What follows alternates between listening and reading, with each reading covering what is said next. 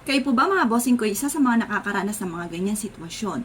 Siya mga bossing ko, meron ako ituturo sa inyo na dapat ay magawa po ninyo upang sa ganon yung mga ganyang pagsubok, kawalan ng pera, kawalan ng pagkain, hindi makain na iwala, hindi mo maibigay ang pangangailangan ng inyong pong mga anak, plus additional na nakaka-stress yung lubog sa pagkakautang at hindi malaman kung paano ito babayaran. Ngayon pa mga bossing, kalma lamang, lakasan ng loob, harap sa gawing silangan, pagkagising, magpasalamat sa mga blessing na dumating kahit marami ka mga pagsubok. At pagkatapos mga bossing ko ay subukan niyo po ito.